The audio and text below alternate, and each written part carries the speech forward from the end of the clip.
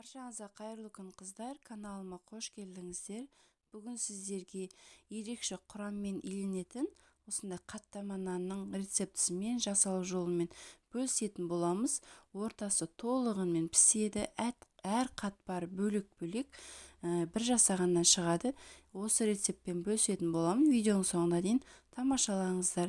Бізге керегі 350 мг сарыағаш суы және 150 грамм қарапайым салқын су.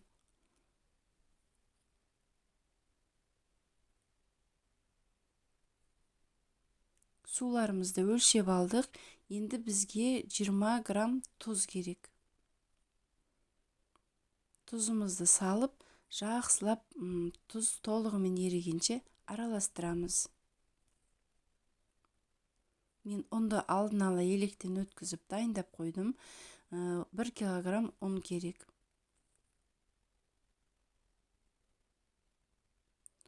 Тұз, су, сарыағаш қосылған сұйық ингредиенттерімізді осы ұнның үстіне құйып, жұмсақ қамыр илейтін боламыз.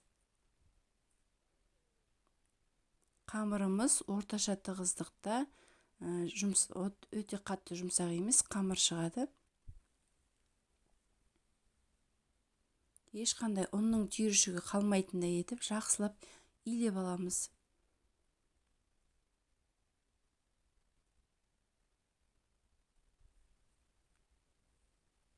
Осы иленген қамырымызды 10-15 минутқа тындырып қоямыз.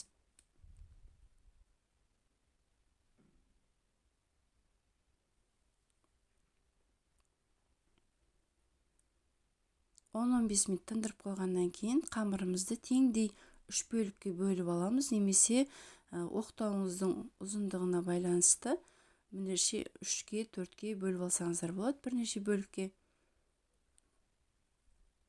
Әр бөлігін осылай күлшелеп, тағы да бір 10 минутқа тындырып қоямыз. Қамырымыз тынғанша ортасына салатын жуамызды жуып, кептіріп, ұсақтап, турап дайындап аламыз.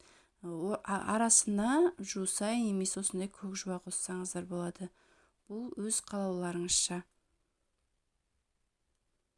Мінекей тынған қамырларымызды бір-бірден алып, жұқалап жайып аламыз. Қамырымыз жұп-жұқа болып жайылу керек.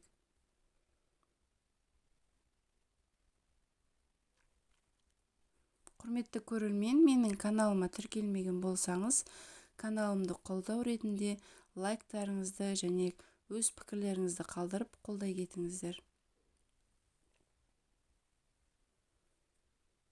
Қамырды осылай тегіс қып, жұп-жұқа етіп жайып алдым. Енді осыған еріген сары майды құямыз. Сары майдың проценті 72%-тен жоғары болу керек. Керегінше ғана май құямыз.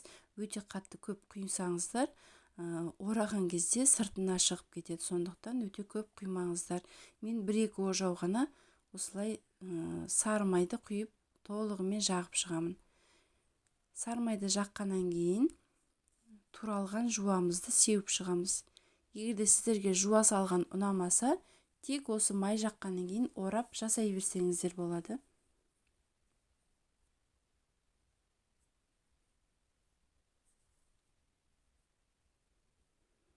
Жуамызды сепкеннен кейін үстіне жұқалап тағы да ұн сеуіп шығамыз. Өте көп мөлшерде емес. Бір шетін қайырып, енді оқтауымыз жабыспай үшін қайыратын боламыз. Енді нанымызды толығымен оқтауға орап, ортасынан кесіп аламыз.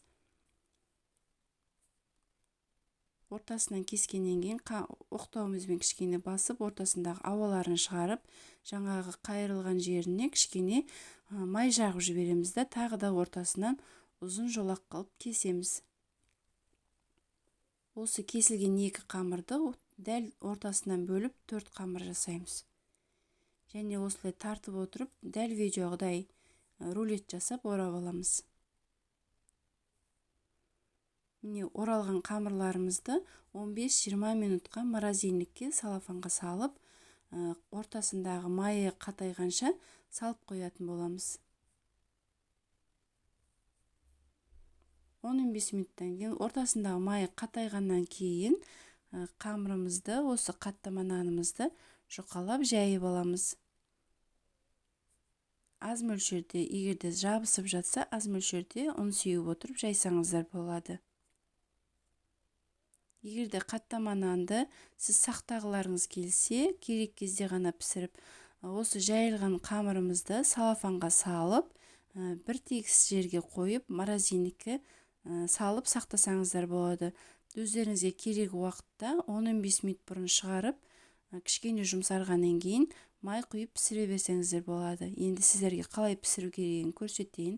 Орташа отта қызып тұрған табамызға 2 ас қасық сұйық май құямыз. Осы сұйық май құйылған табаға қамырымызды салып, осылай айландырып отырып, майы толық барлық жеріне тиетіндей етіп, екінші бетін қызартып аламыз. Бірінші бетін қызартып, толығымен пісіріп аламыз. Егерде майы аздау болып жатса, дәл осындай етіп, шетінен құйып шықсаңыздар болады. Бірінші беті қызарғаннан кейін, екінші бетіне дәл осылай сұйық майды шетінен қасықпен құйып отырып, екінші бетінде пісіріп аламыз.